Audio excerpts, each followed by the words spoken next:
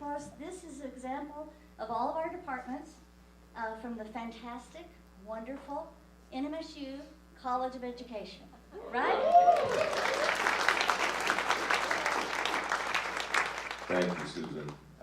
I could use my teacher voice too, but they told me I need to use the microphone because we're being taped. So let me start by saying thank you for being here. This is a pretty good crowd.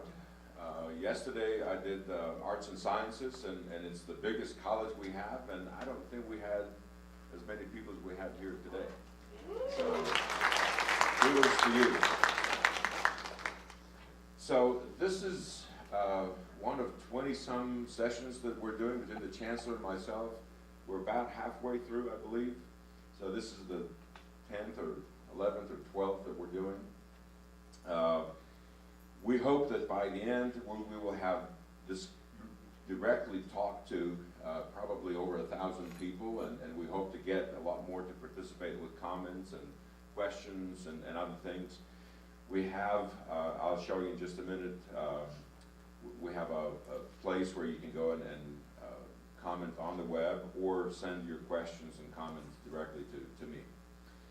But let me start by saying that, you know, a lot of people ask me, you know, why do we need another strategic plan?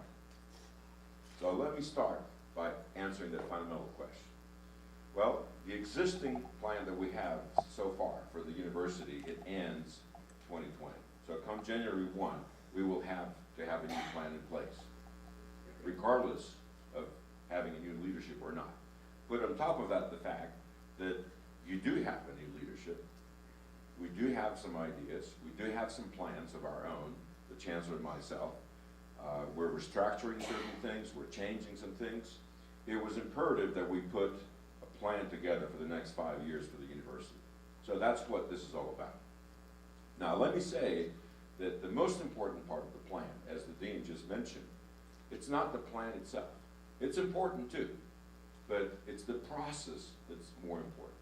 It's this conversation that we're having. It's the participatory nature of what we want to do. So this is the beginning of a long conversation we're going to have in the years ahead. We're not going to stop coming and talking directly to you just because the plan is done, right? We're going to continue this conversation. We may have to change the plan again next year, right? So the bottom line is, it's really the point of the whole process and the whole plan is for you to feel that this is your plan, for you to feel that you have played a major role, your ideas, your opinions, your comments have been heard, have been somehow put into action, and that you feel that you're being part of a university that is responsive to you and to your needs. So with that, I'm going to turn these lights off because I want you to be able to see the slides, not me. That's a little better. And I want to start by giving you a quick overview of where we are, basically. So the strategic framework is what I just mentioned. I mean, we have to have a plan moving forward. And we didn't want that plan, the Chancellor and I, to be just our plan. We wanted this to be all of our plan, your plan, most and foremost. So that's why we're having this conversation.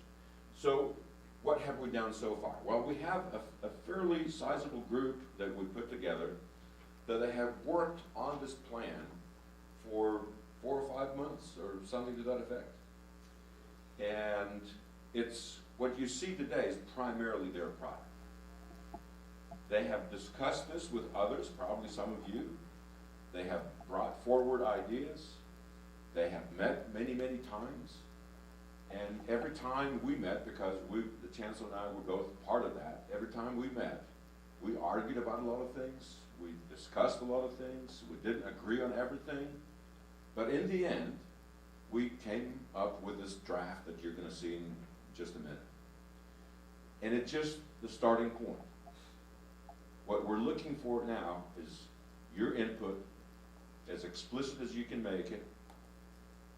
And once we get that input, comments, questions, additions, subtractions, whatever you want to call that, the group will back together, and we're gonna try to incorporate as many of that as possible and still have a coherent plan, right? We don't wanna make it too multi-dimensional, multi-directional, but we're gonna try to make it as coherent as possible with a lot of the input that we receive from you. So that's what we've done so far up until today. The briefings that we're calling these briefings, we're about halfway through.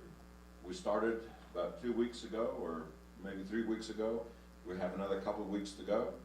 But we're doing it within the university, colleges, other units within the university. We're doing it outside the university, the community colleges.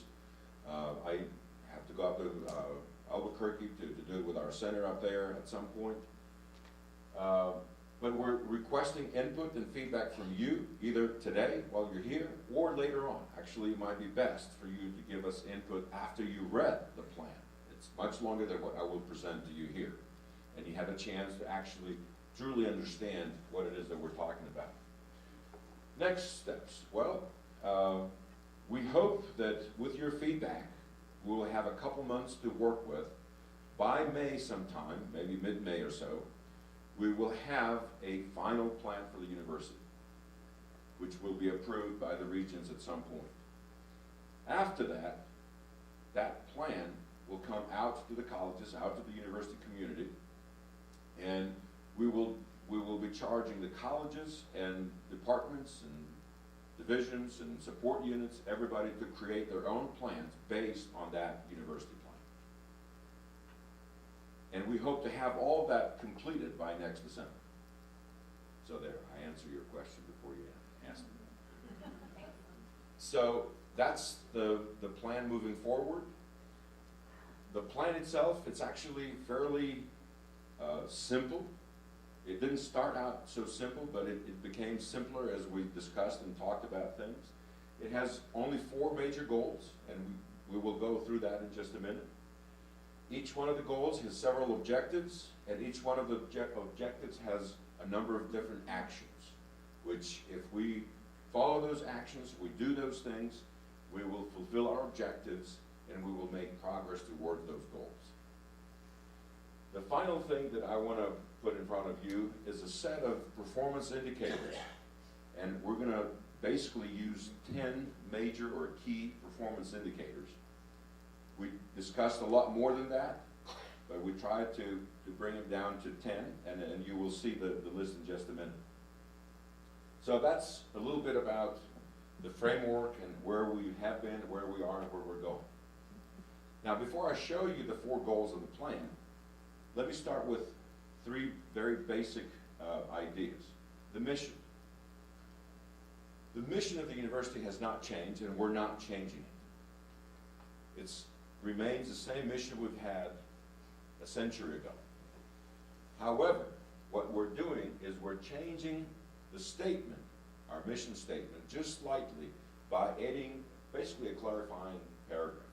We're making it clear to everybody that we are a land-grant university. And you all know what that means. We're making it clear that we're a space-grant university. And we're making it clear that we're a Hispanic-Serving, minority-serving institution. This was implicit in our mission, obviously, but it wasn't as clear as it is now. So we want to make it very clear to everybody, and so there's no question about who we are and what our mission is. Where we are very different than what we had before is the vision. This vision is really a vision that in the group's mind, in our mind, truly describes the purpose of existence of this university and where we want to go, what we want to achieve. It's long, and I got this feedback in my very first presentation. Somebody raised their hand and says, that's too long of a vision. And I agree. But if any of you can shorten it, make it sweeter, I'm all ears. But before you do that, I want you to see the 3 major elements that are part of that vision. Number 1, we have to make sure that we excel in student success and social mobility. Number 2, we want to be #1 institution in terms of research and creativity. Number 3, we also want to remain a Carnegie Community Engaged institution. So, student success and social mobility, R1, and community engaged. If you can fit all 3 of those in a shorter vision, boy, I would be so thankful to you. Send it to me.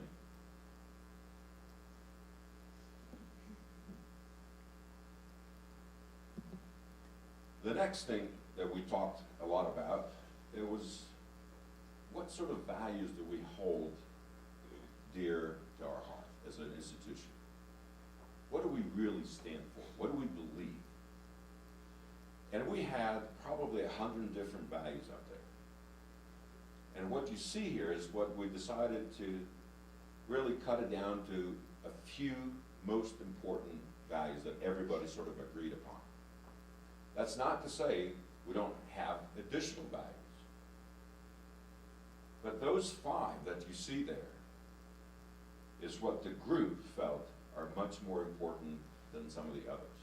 So we're talking about leadership, excellence, access, diversity and inclusion, and student-centered, with some definitions right next to that so that we have a common language to go by. So when you take the first letter of each one of those values, you will come up with leads. Actually, somebody came up with leads from that group. And when somebody said that, we're like, now we have the title of our plan. NMSU Leads 2025. That's why that title is there. It stands for our values. Leadership, excellence, access, diversity and inclusion, and student-centered. Again, we're looking for feedback, we're looking for your opinion, and we can go from there. Now let's look at the 4 major goals of the plan. Goal number 1, student success. We have to figure out some way to enhance student success and improve social mobility of our students. We will come back to that in just a minute and talk a little more. But part of that goal is improving enrollment, increasing enrollment, improving retention, increasing retention, make students succeed a little better, a little faster, graduate in 4 years, not 6, or in 5 years, not 7, and so on and so forth. Make sure the students have jobs, good jobs. Make sure that the students are prepared for the life ahead of them. And I've said it to many other people, the students that are going to graduate this year, they're going to change professions 7 times in their professional lives. 7 times in 35 to 40 years. How do you educate somebody to be so flexible, to be so diverse? But we have to do that. So that's what student success is all about. And I want to stop here for just a minute and say that just because that's goal number 1, it does not necessarily mean it's the most important, because I did hear that from some of the comments. None of those goals are actually more important than anything else. And so hold on to that thought, because I'm going to come back to that in just a minute. I just want to make that statement now. Goal number 1 is not more important than number 2, and that is not more important than number 3, and so on and so forth. They're all equally important and all interconnected, as you will see in a minute. Goal number 2 is really about research and creativity. We have to elevate our research enterprise. We have to become better, more competitive, broader. If we did that, that will also help the education of our students. The knowledge part of our students, the hands-on experiences we can provide them. If we did that well, it will also help with goal 3, the outreach component. So you start to see the interconnection there. Goal number 3, amplify extension and outreach. We have a lot of activities in that realm within the university, but we haven't managed to kind of pull those together and really focus on some of those activities so that we can have the impact we want to have out in our communities, in our industry, in our region, in the state, and so on and so forth. We are the only institution in the state that can do certain things when it comes to research, to outreach. We have a presence in every county of the state. That gives us the ability to take a lot of information out to the people, but more importantly, to listen to what the people say out there and bring that back to the university, so that that can guide our research, can guide our educational activities, and so on and so forth. So, that was goal number 3. Goal number 4, it's a much more, what I would say, broader goal, and it's really about making this university better. Better for you, better for faculty, for staff, for students, better for everybody. Making the university more robust, making our facilities better, compensating our people better, taking care of the university at all levels and at all angles, if you like.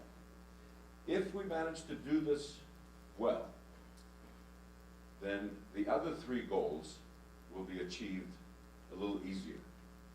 If we have a better university, better systems in place, better processes, more effective, more efficient, then we should be able to achieve the other goals easier. So as you see, all of those 4 goals, they're interrelated.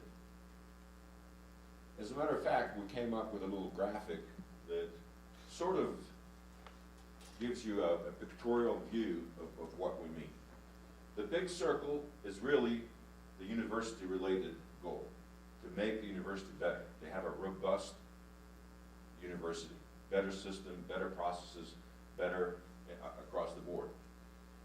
Within that big round, we have the 3 different goals, which obviously overlap to a certain degree.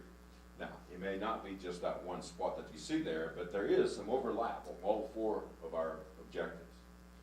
And what we're suggesting is that part of that overlap, part of that sweet spot, is some of the areas we need to focus on. We're giving some examples there, but primarily we're talking about global challenges that have local implications right here in this region, in this state, to our own population.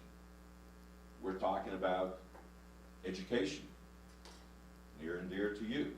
We're talking about food and agriculture, energy, water, natural resources, border issues, IT and cyberspace, and we can go on and on and on.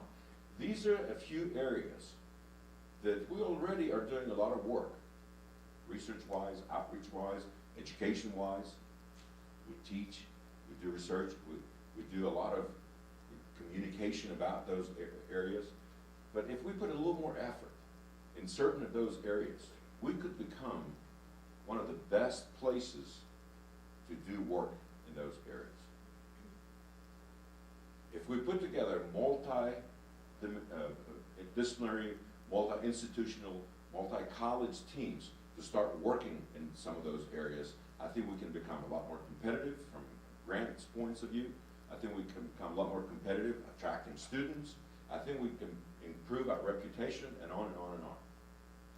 So that's what these global challenges are all about.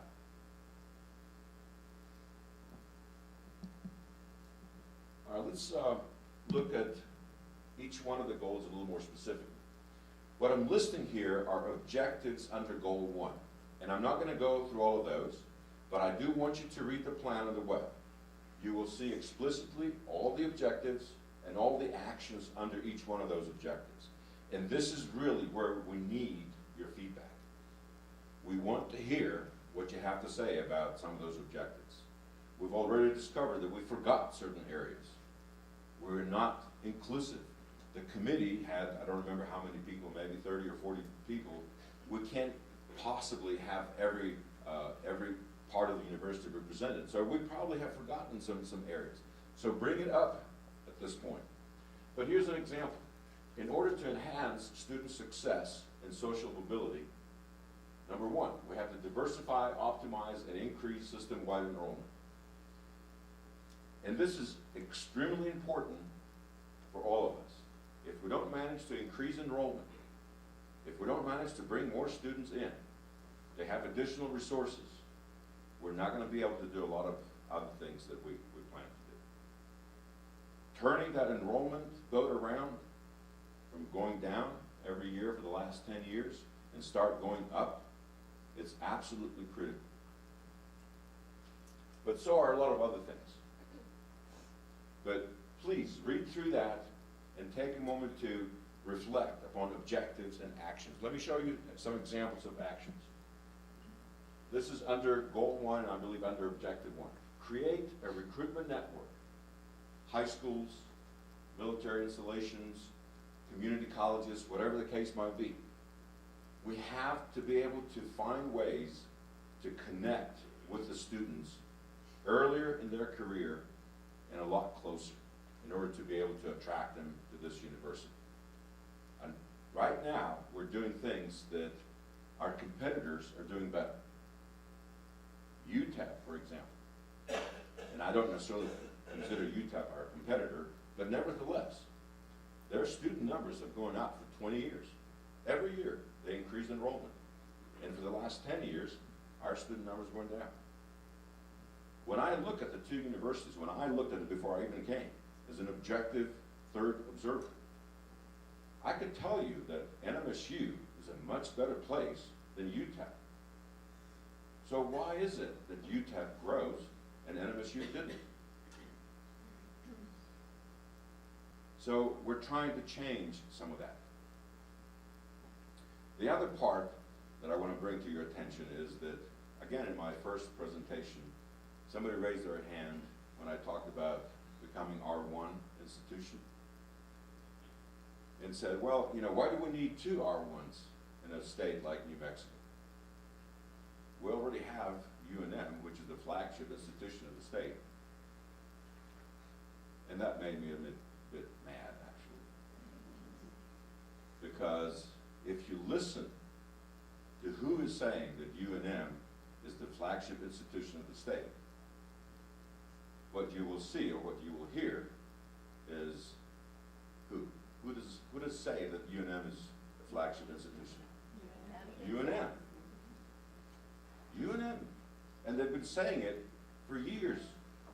And they've gotten to the point where actually they believe it. But if you take the medical school and the law school out of UNM, you don't have much left. We are a much better institution than UNM. We're actually the best institution in the state. Okay, enough of that. But these are the types of actions that we're talking about. Concrete steps towards accomplishing our objectives. And if we accomplish all of our objectives, we have made progress towards our goal. So, let me show you some examples of the second one, right? It's about research. And again, examples of specific objectives. Let me just pick the number 2. Amplify impact of research findings by addressing local needs that align with global challenges. We've already talked a little bit about the global challenges. So it remains to be seen, how do we amplify that impact? Through research. That's not to say, because that was another comment that we got back, that's not to say that we're not going to do basic fundamental research. But we also need to figure out ways to translate our research to really things that our communities can use, our industry can use, that help the university back at some point. Now, we understand what it means to be more competitive in terms of research. We know, actually, we have all the data, and we've analyzed it already. We understand what it takes to become R1. And it's not what it used to be. If you go back 10, 15 years, before Carnegie changed their definition of R1 versus R2, it used to be a lot simpler. It was pretty much directly connected to research expenditures and I think the number of PhDs you produced. Now it's a lot more complicated than that. Now it includes all kinds of other elements. It includes, for example, how many postdocs you have. It includes how many PhDs you produce in the humanities. It includes all sorts of other things. You have to become a much more comprehensive university in order to become R1. The good thing is that we have analyzed the data enough, and we understand, we know what it will take for us to move to R1. The bad news is that it's going to take a lot of effort, particularly if we want to accomplish this by 2025, in just the next 5 years. But it's doable. It's a bold goal, but it's doable. It will take a lot of effort from all of us, all of you. And so, let me give you some examples of actions. How do we accomplish that? You know, here's some examples. Create competitive faculty startup packages. All right, it could have been create competitive faculty compensation, which is probably another one that we have up there. We have to be able to attract better people. In order for us to attract better people, we have to provide better compensation, we have to provide better startup packages, we have to provide better facilities, we have to provide better opportunities, and on and on and on. That's our intention. Again, take a look at those, see what you think about the specific objectives, the specific actions, and help us really make that better. I'm going to skip real quick here the next, I mean, it's the same thing. For number 3, you know, we're outlining objectives, we have action steps. I want to, and many of those pertain directly to you. Your dean was there, and she was very vocal about some things. I have to say. But let me stop here for just a minute at number 4, because it is a much more comprehensive goal, and it is a goal that a lot of the people should see themselves as being part of that goal. Many people may not find themselves as part of number 1, right? If you don't teach, you may say, well, you know, how do I fit into this, you know, student success component? Or if you don't do research, or you don't have, you're part of our research and creativity enterprise, you may not fit in there, and so on and so forth. But number 4 is a broad objective that really we're trying to include a lot of people, because a lot of people work very hard to get the university to succeed overall, to become a better place. So, here's some examples of objectives. Cultivate faculty and staff excellence. All sorts of things that can fall under that. Establish operational excellence through a metric-driven, service-oriented approach. We have to be metric-driven, and I will show you the metrics in just a minute. We have a lot of data. As a university, we actually have been collecting a lot of data for a lot of time now. But we're not sure of the integrity of that data. So one of the things we're going through right now, one of the things we're doing is we're making sure our data is actually correct. And we're going to base a lot of our decisions on that data. We're going to analyze it, and we're going to create models, and we're going to make decisions based on that data. For example, and I'll show you, actually let me see if I can go there. Well, one of the places, you know, just a parenthesis here for just a minute, one of the actions we have in building a better university is really to address diversity and inclusion issues. So one of the things we want to do is to really create this Office of Diversity and Inclusion where we have a champion for diversity and inclusion. That's not to say that all the efforts that we have ongoing right now will disappear. That was the other fear that was expressed, that, you know, we're no longer going to have all of these other programs. That's not what this is. What we're trying to do is to make diversity much more visible, much more vocal, much more part of the university, much more part of what touches everybody's lives, if you like. Right now, you know, parts of what we do pertain directly to students, but we don't have as many efforts that pertains to faculty and staff. We don't have an educational effort to really teach all of us what it means to be a diverse culture, what it means to be an inclusive culture, what it means to really behave differently towards everybody else around you so that we create a better university. So, a lot of other examples over there, but let me come to this to talk a little bit about data. Those are the 10 key performance indicators that I mentioned at the beginning. Starting with enrollment and moving all the way down to fundraising. I'm not going to talk about all of them, but we have a lot of data, and we will analyze a lot of data, and we will make a lot of our decisions based on those metrics. Enrollment obviously is up there because it makes a big difference. But what you will see in just a minute is also, enrollment is just one measurement, but we have a lot of other measurements that we take that lead up to that enrollment number, the official enrollment number that we take, whatever, 20 days into the semester. For example, right now, we have application numbers, how many students have applied to the university. We also have how many students have been admitted to the university. We also have how many students have sent a check in to reserve their position in a dorm, or have paid their tuition. All these numbers you can correlate to how many students are going to show up come August. So we're going to try not only to have that one metric, the enrollment number, but also all those leading indicators so that we can know where we will be ahead of time. The second one, completion, has directly related to student success. Doesn't completely describe student success, but it will give us a pretty good idea of how well we're doing.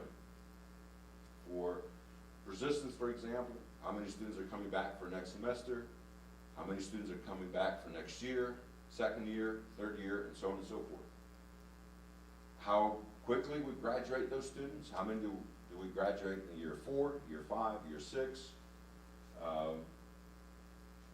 what's the placement rate, which we don't have up there, but we're going to try to get all the way out after the students leave the university. Do they have jobs? What kind of jobs? Whether they get paid? And so on and so forth. The third one, and I'm going to stop there for just a minute, but the third one is an interesting one because it really says something about who we are as a university. Net price. Let me first define what that means. Net price is the difference between what the student pays, tuition and fees, minus what we pay back to the student. Scholarships, funds, whatever, of any nature. When you take that difference, you really have the amount, the actual amount, that the student or the student's family pay to the university for the student to go through the 4 or 5 years of education. So when you take that net price and you compare NMSU to any other university in the state, we are at the very bottom. We have the lowest net price, or the top, if you like. We're the least expensive university for a student to come and study. We're very, very competitive. But we're still losing students, which tells me right away it's not all about price. There's a lot of other things involved here. So, we're going to be measuring all this. We want to be the most competitive university, or close to it. But at the same time, we have to have the resources to do certain things that we need to do. So we're gonna measure all of those measurements, and remember what I said at the beginning. We will continue this conversation. You will be seeing those measurements. They're going to be public. I'm going to come out and I'm going to make presentations sort of like this one, and I will refer to all those metrics on a regular basis so we can see what progress we're making. And not only what progress we're making as a university, you will know what progress you're making as a college. Your dean will have all those numbers. She will also have what progress each one of the departments has made. As a matter of fact, we're going to get all the way down to individuals. Not necessarily with those specific metrics, but performance of individuals will need to be connected to the strategic plan. units, colleges, support units, they're all going to have to contribute towards those metrics, towards those goals. And I've said it in the other groups as well. If you don't see yourself contributing to at least one of those goals, then you might be in the wrong place. I would expect every single one of you, every single one of the units we have, to contribute to at least one of those goals. Not every goal. I don't expect everybody to contribute to every one of those 4 goals, but at least one. And have a very clear idea how, and be able to measure that contribution.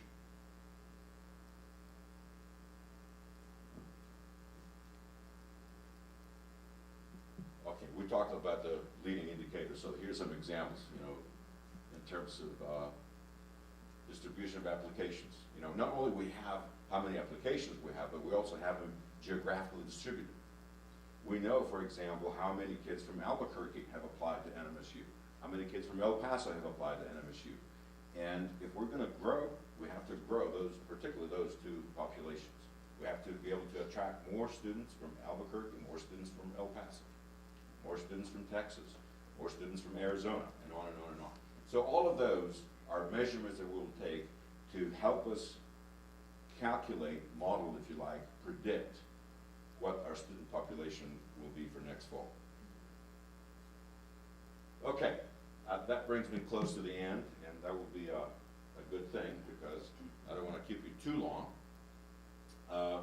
So how does this NMSU Leads 2025 plan, how does that relate to me? What do I do with all that? Well, here's, you have to connect it to the second question there. What does that mean to my college? What does it mean to my department? You all belong to some unit. That unit, be that a school or a department or a college or a support unit, will have to connect directly to that plan. It's upon that dean and upon that department head to figure out with you specifically how you contribute to that. And vice versa, with you figuring out how you contribute and discussing that with your department head, discussing it with your supervisor, whatever that is. The bottom line is, as I said before, you have to be able to find out what goal you contribute, what you contribute, how you do that, and how are you going to be measured. Because those annual evaluations will be directly connected to that strategic plan. For colleges, for departments, for individuals. We hope that we can become a place where people that contribute the most get rewarded the most. Units that contribute the most get rewarded the most. We have examples right now of units, academic units, schools, departments, whatever, that have actually grown in terms of student numbers, but their faculty numbers have dwindled. And the reverse. We have units that their student numbers have gone down to the bottom, but their faculty numbers haven't changed. Why? Because of the way we have been doing things in the past. Sort of haphazard, randomly, if somebody retired, if somebody left, that position was taken away. It wasn't planned. We want to stop that. We want to be able to plan ahead according to that plan and reward units that need to be rewarded, and really take away some resources from units that don't need to have those resources. So, I think that brings me to the end. Well, we already talked about that. That was the very first question. We talked about individuals, writing teams, deans, and all that. We will have some sort of retreat at some point with the deans, the department heads, so that they can truly understand, their role into this whole process and how they're going to really bring all this down to the unit and down to the individuals. But basically, feedback, and this side will give us what we need to finalize this plan. Once we do that, our hope is by May. After that, every college and every department will start working on their own. I know many colleges, many departments, many units have already started working. So our hope is that by December we have the whole thing wrapped up and finalized. So by 2020, we can start really applying that plan. We have already started applying parts of it in some way or another. But 2025, it's not very far from now. And we need to start working if we're going to make progress towards that. So with that, I'm going to put this up there so you get the website where the plan is, and where there's a form for you to give feedback that will take you through all the different steps. If you want to give feedback to mission, you can do that, or the vision, or the values, or each one of the goals, or you can send an email with your thoughts to President Floros. What I can promise you is that all of those emails and comments and questions will be read. Can't promise you that they're all going to be part of the new plan, but we will read all of them. The group that's going to finalize the plan will take all of that into account, and hopefully it will come to the point where that final plan, whatever that version looks like, it represents all of you. So with that, I want to thank you again for being here. Thank you for being part of this process, and I'm looking forward to both your questions as well as to your comments, now or later. Questions?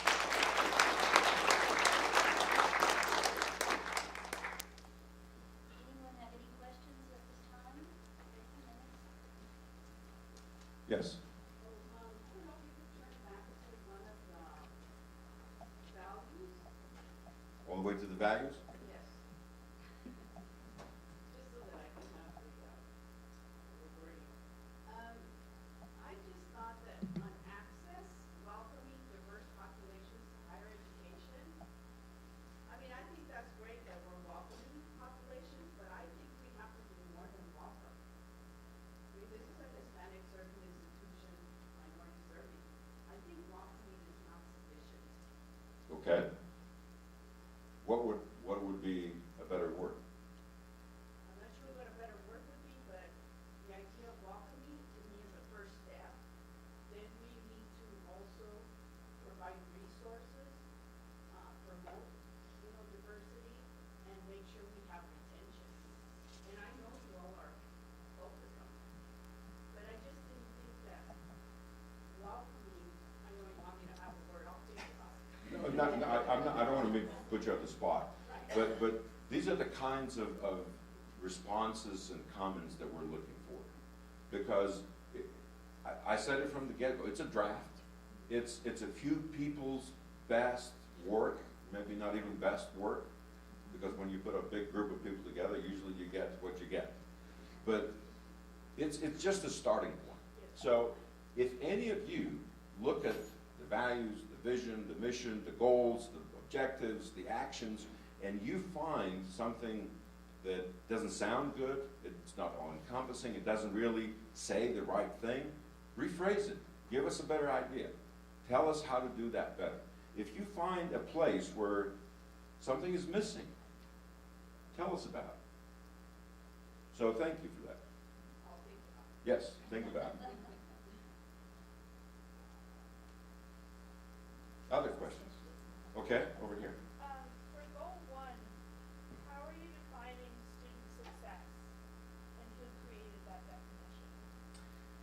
So the question is, I'm repeating it for the people that will be watching online, I guess, or they are watching online. So the question is, how do we define student success?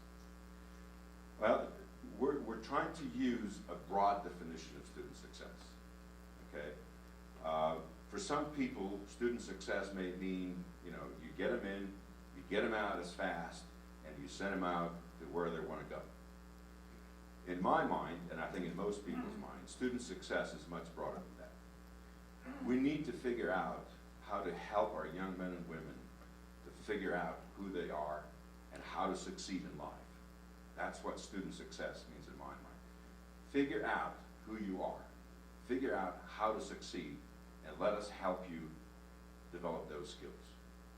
Let us teach you. We want you to learn how to learn. We want you to really have the skills that will help you change profession 7 times in your career. Having said that, there's a lot of nebulous stuff that we can't measure, right? What we can measure is how many students do we bring in, how many of those we keep here so that we don't lose them, how many of those students finish in 4 years, 5 years, and 6 years, where do they go, how much they get paid, how happy or satisfied they are. We're gonna actually do some surveying, that we're gonna ask a lot of those questions, or we're gonna start developing some of that data. So I guess the short answer to your question is, it's a broad definition of student success. Does that make sense? It does. I think it popped out in my mind because if the definition, if the way it's being measured is sort of completed degrees, if I as a student came in and said, my goal here is not a full degree, it's getting enough to go back to work a step higher than what I was, how do you account for those different personal definitions of success? Because if they're measuring it at a different rate than you are, then your data is not going to show the full picture. Yes, and if you have an idea of how we can capture that, I'm all ears. And there could be a lot of specific examples in there. If somebody doesn't graduate, if they come to a 4-year institution and they don't graduate with a degree in 4 or 5 or 8 years, we lose that individual. In the metrics we have right now, we don't capture that individual. So if you have any ideas how to capture that, then I need to know. Okay. So my question is going back to one of the goals, which was receiving R1 status or obtaining R1 status. I saw I heard you say that one of the goals is to bring better faculty. And I'm wondering if that almost implies that the faculty that are not here are not doing what we're supposed to do. So, and I'm trying to be open-minded and not defensive, but I'm wondering if you all have considered faculty retention as a part of that. Because some of us are here, do a lot of work, but we don't have the resources to do more. And one of the goals attached to that was meeting the needs of the community. And so some of us that are here are invested in the community, but because we're so invested, we don't have enough time to do the research part that you all are asking for. So I'm wondering if there's a way to also consider faculty retention as part of obtaining that R1 status. Absolutely. Yeah, and I don't want you to think that when I talk about attracting better faculty, it means that we don't have good enough faculty. What I'm trying to say is that we need to become more competitive across the board. We need to become more competitive in terms of salaries. We need to become more competitive in terms of what do we provide new faculty to come in. We're not competitive with some of the minority faculties. Right? We're trying to attract. They might come here for a year or 2 or 3, and we lose them because other universities can afford to pay a lot more. They have better facilities. They have better startups. They have all kinds of other support. That's the kind of change I'm talking about. It goes across the globe, or across the whole body of faculty. The really positive thing that I can tell you is that even with the situation as it is today, and even after 10 years of budget reductions, we still have a competitive edge compared to a lot of other universities, particularly HSIs, or particularly minority-serving institutions. We're pretty much heads and shoulders above many of them. So becoming really an elite research university, it's not that far. The one thing that surprised me when I first came here, and I'll tell you this because I've said it to some of the groups so far, but not to all of them, but I didn't have a lot of surprises when I walked into this place. I've been around many institutions, I've seen a lot of things. I wasn't surprised about anything, but there was 1 or 2 things that surprised me. The, biggest one, there was complaining. widespread complaining is on this campus, and I don't know if it's system-wide. And complaining with really self-criticism in mind. For example, I gave you the example of UNM touting that they are the flagship institution of New Mexico and blah, blah, blah, right? We do the opposite. You know, we don't hesitate to go out there and complain and say, you know, we don't have this, we don't have that, this sucks, this is not doing well, this, all on the negative side. That we need to change that culture. We need to be able to say that, yes, we are good. And I mean, I can give you lots of examples of our faculty succeeding in spite or despite of, you know, the situation we're in. And they can compete with the best of them. As a matter of fact, I mean, the one thing that really surprised me very positively after a few months on the job is when I will go out, communities, donors, industries, and I will meet with companies that hire our students. And they will come up to me and said, you know, President, you produce some of the best students in the market. And I'm like, tell me more. What do you mean? He said, well, you know, they come in here, they hit the ground running. They know what to do. They're not afraid of work. They are team players. They're really understand what it means to be whatever it is that they hire, right? A teacher or, you know, an engineer or a scientist. And we're really impressed with the quality of the students you're producing. And I hear it over and over again. They want more and more of our students. On the other side, I talk to our alumni. Those that have been out only a year or two, they're kind of quiet on that. But if you talk to those that have been out 5, 10, 20, 30 years, the one thing they tell you, other than they really enjoyed their life here, and they always want to come back, the one thing everybody tells me is that, you know, I got my degree from NMSU, and I went out there, and I was really shy, and I didn't know how I would compete. And guess what?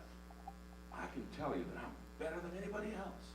I had the tools, I had the skills, I had the education, I had the knowledge to compete with everybody out there.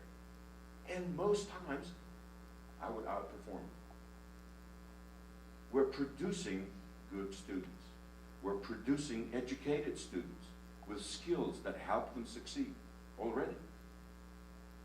I want that positivity to start taking a hold.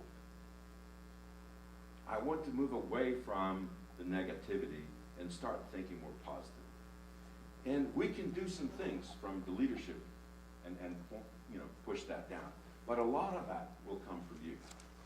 A lot of that will come from the bottom up.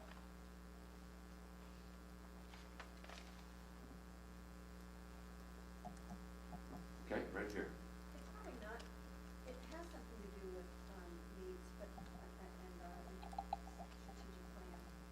But one of the, I think one of our issues have always been, we're in a state with a low population. We have high poverty in our state. Our tax base is not very big, and what we get from the state that is allocated to us has dwindled a lot, and that's across the country too. When we went to college, how much was given to us? So I guess in the strategic plan, how do we, if we want to retain, if we want to provide better packages and startup fees, where in the strategic plan do we talk about the key indicators for how we increase the revenue for us to do that? So let me repeat the question, and I'm going to try to shorten it. So, so I think the question is, where in our strategic plan is the indicator or indicators where they're going to tell us how we get additional resources to support all the plans that we have, given the fact that for the last 10 years we've gotten less and less money from the state and some other issues. Is that fair? Yeah, that's good. Okay. Well, so let me first start by saying we're not the only state that has happened, right? As a matter of fact, as a state, we're more generous to higher education than most other states. I just came from Kansas State. Only 20% of our budget came from the state as compared to about 30% of our budget coming from the state. Before that, I was at Penn State. 4% of their budget comes from the state. Right? Now, I don't want to give them any ideas, but you see what I'm trying to say. I mean, don't consider this to be bad, because it's not. Compared to all the other states, we're actually in better shape in terms of state support. The other component that you talked about is that, you know, this is the poorest state in the union, and this is a fairly poor county within that state. How are we going to find the resources? Well, I can guarantee you're not going to be able to find resources when your student population is going down, right? So, number one, we have to change that. And the truth is that we're probably not going to be able to do that just alone by looking at our own population in this region or in this state. We have to be able to compete in Texas, in Arizona, in California, you know, Illinois, whatever. And this is what we're going to concentrate on. The net price that I showed you before, it's exactly because of that, right? We have the lowest net price of just about every major competitor out there. We have a long ways to go before we actually make the price where a lot of much more competitive universities have. You know, Penn State, for example, when I was there, whatever, 10 years ago, they had, I think, an in-state tuition almost $20,000. Their in-state tuition was higher than the out-of-state tuition for all the surrounding states. But every year, they had 130,000 applications for 7,000 freshman positions. How is that possible? Well, it is. I want to do something similar here. We may not be able to become Penn State. That's not my goal. My goal is to make this university a much better place. And we can do that. We can do that. We have starting to put the steps and the actions together to get to that point. Net price is only one of the indicators we're going to use. Enrollment is another. The research component is another. But we're also going to have some measurements in there that are not necessarily straightforward and obvious that you see here, but we're going to look at efficiencies, we're going to look at productivity, we're going to look at a lot of things. And foundation. And foundation, absolutely.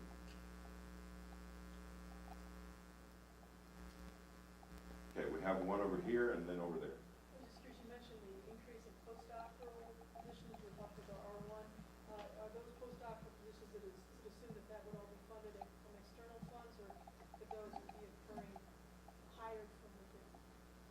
So this is a question about where would the money come from, the additional postdocs, or the postdocs really, that we will need to become R1.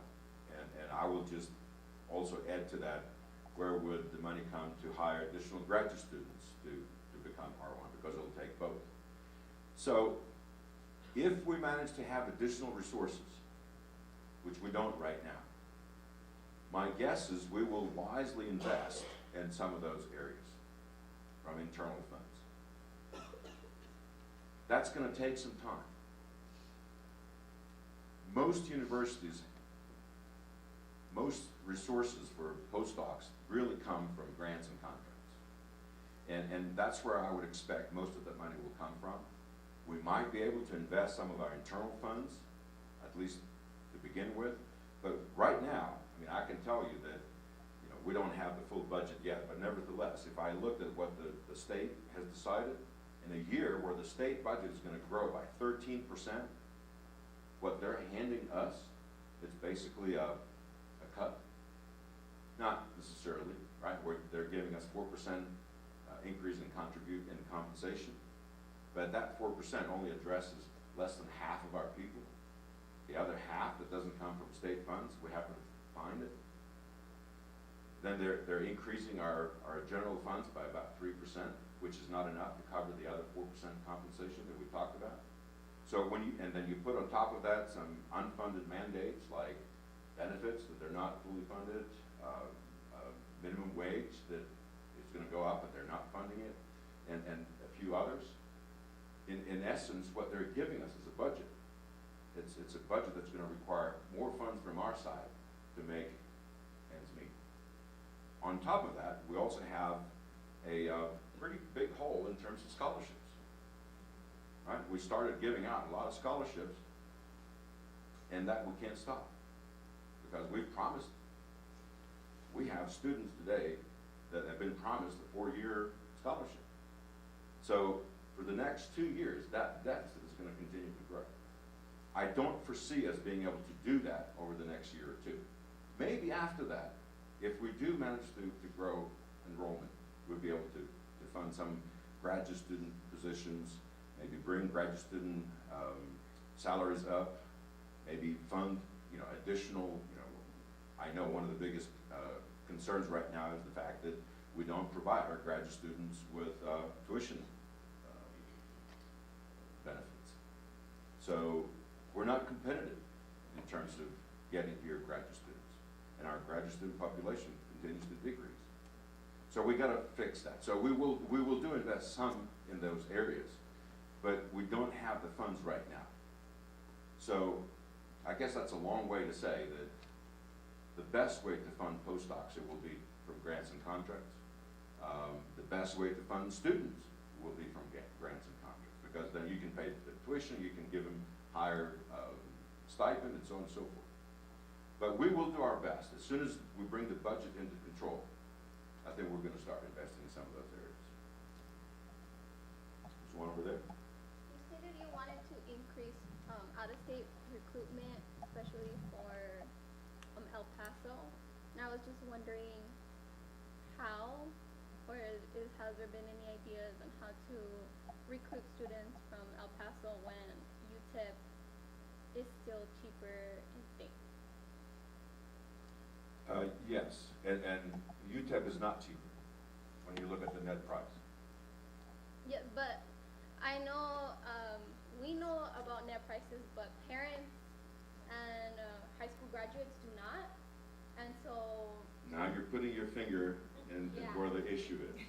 so I'm an El Pasoan, and I chose to come to NMSU because I do value my education, and the program that I chose is way better in terms of UTEP. But because I was a firstborn, I had a choice, and my sister did not. She's attending UTEP because it's cheaper.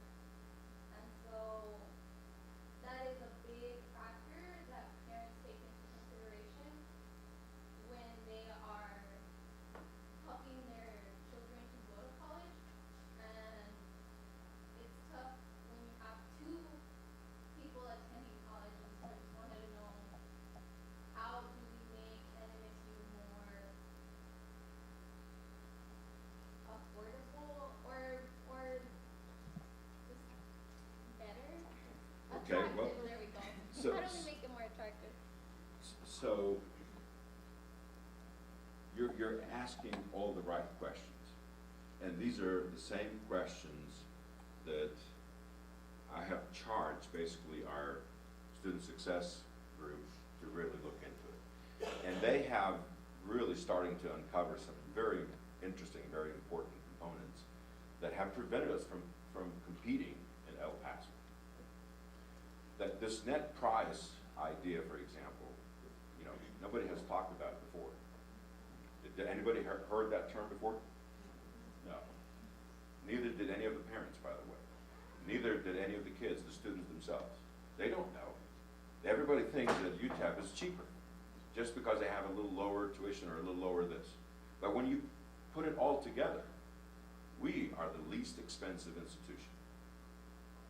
It may sound like they're cheaper at the beginning, but when you add it all up, all of a sudden you have a different picture. But that's neither here nor there. I don't necessarily want to compete on price alone. Yes, price is important, and we're going to try to continue to be competitive in terms of price. But it's not just about price. It's a lot about quality of programs, which we don't project very well. We don't get the word out. I mean, just a couple of weeks ago, another example on top of many others before that. You know, we got out in the news that Enrico Puntel, the Dean of Arts and Sciences, 10 years ago when he was on the faculty, he realized that he had absolutely no women in his computer science program. So he set out to fix that, to increase women into computer science programs. And he wrote a grant, and he got the first grant, and included a lot of other people, and he collaborated a lot, and he probably worked with some of you, right? And 10 years later, the computer science program at NMSU is on the top 3% in the country in terms of educating women. 3%. Now, tell me anybody else is better than us at this little price. So, we have to do a lot of things differently in order to be able to compete in Albuquerque and El Paso and a lot of other places. Let me give you some examples. Our approach so far has been to reach out to seniors in high school. That's basically what we do. We reach out to seniors in high school. Now tell me, those of you that have kids of that age, how many seniors in high school do you think still don't know where they're going for college? Not very many. We're going to start reaching into juniors, sophomores, freshmen. We're going to go all the way down to middle school. We will have the ability to do that moving forward. Another example, are we using our students to recruit other students? Not very much. Our own students are the best ambassadors. Students that come from El Paso need to go to El Paso high schools and talk about NMSU, talk about the quality of programs we have, talk about how inexpensive we are, talk about opportunities that they get that students from UTEP will not get. So we're going to change all of that. So thank you for that question. All right, anything else? Yes. One more. Well, you were talking about student recruitment from other states. What I have on my mind is the recruitment of international students and scholars, because to many of international students in particular, what I see is they often come with a higher GPA and they're hardworking and highly motivated. So are we ready for international connections with a global reach? Or we mainly think more about our neighboring states or competing with them, such as No, kind of we're reaching beyond neighboring states. So the question was, are we only looking at neighboring states, or we're looking nationwide, or even international, right? So are we going to reach out to international students? And the answer is yes. We will have the ability, after we go through some changes, we don't have that ability yet, but we will have the ability to look at our student body and figure out of the other students, prospective students out there, sophomores, juniors, seniors in high school, all across the country, how many of them fit that picture? The type of student that succeeds at UNM, the type of students we want to bring in, and we will go directly to those students and their families. Right? That's another thing we don't do now. We only talk to the student. We completely ignore the family. So yes, that would be for our undergraduate students. In terms of our graduate population, we have to become a lot better at recruiting internationally, but also for undergraduate as well. But particularly for our graduate programs, we have to be able to recruit better internationally, because that's where a lot of our graduate students come. Now, here's an interesting statistic. If you look at, well, first of all, we have lost ground as a country because of the political rhetoric and because of the changes that are going through, and because of all sorts of other things. After 9/11, a lot of things have changed in the world. So today, students that want to study abroad from China, from India, from Southeast Asia, from Africa, from Europe, all of those populations used to look to the U.S. to come for a master's or a PhD. That's not the case anymore. A lot of them look to Europe or Australia or China or, there's all sorts of other choices. We have to compete a lot better. But here's the interesting statistic. If you look at all the universities across the country that are R1 and compare them to the rest of us, they have not lost their capability of attracting international students in their graduate programs. The rest of us, we have gone down, down, down, and we continue to go down. That's why it's important to become R1. That reputation that comes with being an elite research university will help us with international recruitment. All right, folks, I think we went a little further than we were hoping. I want to thank you again for being here. Please send us your comments, your ideas, your corrections, and let's keep the dialogue going. All right.